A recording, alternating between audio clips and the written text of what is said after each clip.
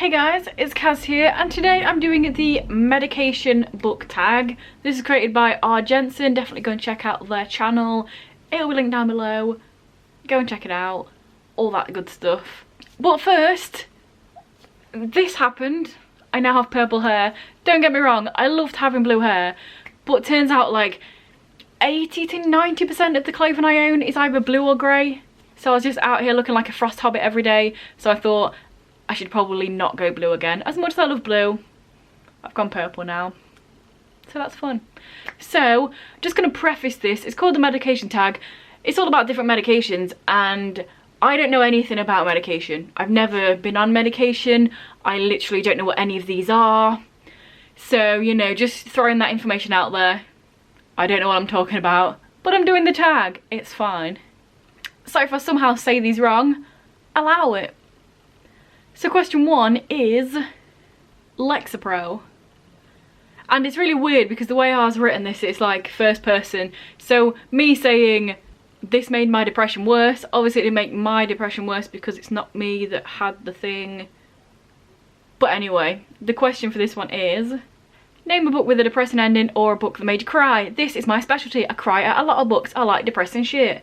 And I'm going to say Half Lost by Sally Green because this is the third book in the Half Bad trilogy, and on the reread I actually cried more because I knew what was going to happen. So good times, sad times, bittersweet times, heart destroying times, but the best times.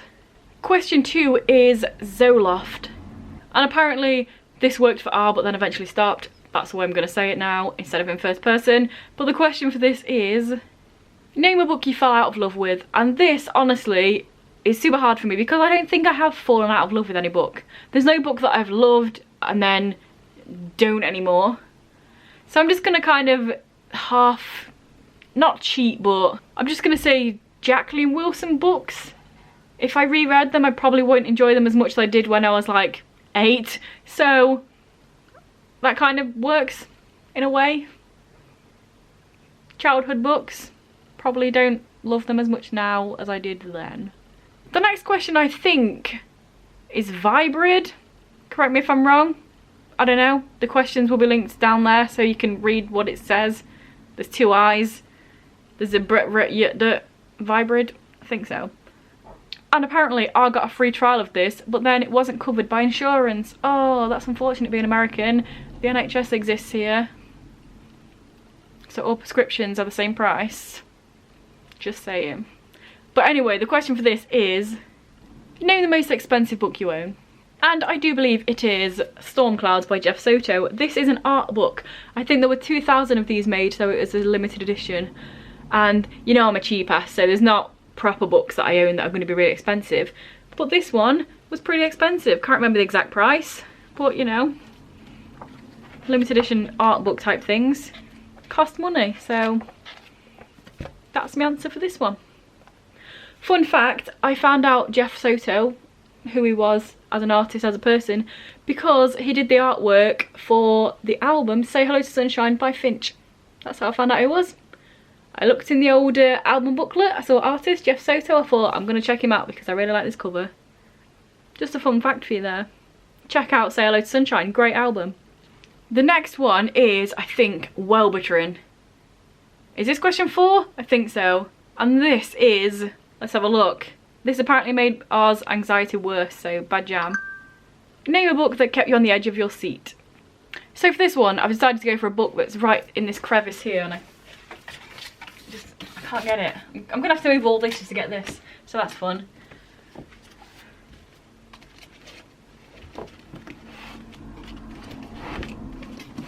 The Mulberry Lens by Andrew Smith. This one kept me on the edge of my seat because at the beginning, the main character Jack gets kidnapped and there is an attempted rape, and it's very like anxiety inducing reading it happening from his perspective. So yeah, I'll say that one. Don't worry, he gets away and then gets magical glasses and goes into a different universe, and then everyone's killing each other, so not too bad. So question 5 is REMERON, I think. Don't have to say that every time, you know I don't know what this is. And apparently this made R gain weight and didn't even help their anxiety, so again, bad jam. And this is name a chunky book on your TBR that you're worried won't be worth it. So, Jonathan Strange and Mr. Norrell by Susanna Clarke. I got this because Melissa over at the Bookish Babbler, not that she's uploaded recently, but she exists, loved this book. I found it for 50p in a charity shop. It's literally over 1,000 pages long, and all I know is that I think it's like Victorian age maybe, and magic. That's not a lot to go on for 1,000 pages of book. So, who knows? A little bit worried there. So question 6 is KLONOPIN. Apparently this is a scheduled substance. Who knew? And the question for this is name a banned book that you love. So after a little bit of a Wikipedia slash on banned books to try and figure out what's banned, I've gone with Animal Farm by George Orwell. I give this 4 stars, and it's been banned in many a country, and it's still banned in North Korea because of the political issues raised. There's also a lot of Muslim countries that didn't like it because of the whole personification of a pig was anti-Muslim. So yeah, there we go. That was one of the only books on the list that I even have read, so boom. Question 7 is ABILIFY. And apparently this made R very sleepy. So the question is name a book that put you to sleep. This one, again, really hard. It's hard to know what I've fallen out of love with. It's hard to know what's put me to sleep. But I have landed on just Black Panther. I would say in general, but I've only ever read 2 Black Panther comics. And both of them I gave 2 stars, and both of them were really, really boring. So it's the only thing I could come up with. And then the last question is AMBIEN. And apparently this counteracts with one of the other ones and then you can't sleep and all that jazz. So the last question is, name a book that kept you up late. And don't get me wrong, when I start a book at night, I read the shit out of it and I stay up a long ass time. But I specifically remember putting this one on Instagram and talking about how it was 8:15 in the morning and I just finished it. That's not keeping you up late, that's like the next morning. And that is The World of Normal Boys by K.M. Sowaleen. So, definitely kept me up all night, into the morning, and it's not even that big. But yeah, this is like a coming of age story set in the 1970s. There you go. So this is a tag, but I don't want to specifically tag anyone because I don't know whether people will or will not be comfortable with talking about medication and stuff. I know certain people might have qualms about that, not want to do it, whatever. So I'm just going to throw it out there. If you want to do this tag, then definitely do it. Make sure you check out the original as well.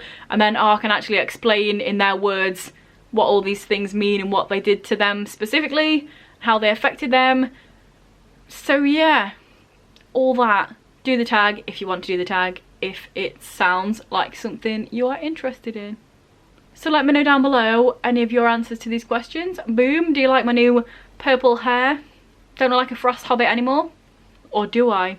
I've still got the mucky feet from walking around everywhere with no socks on, so they're not very hairy though. Anyway, if this is your first video by me and you enjoy it, then please check out some of my others. And if you continue to enjoy, then please subscribe, that'd be awesome. Anyway guys, I'll see you in a few days with another video. Bye.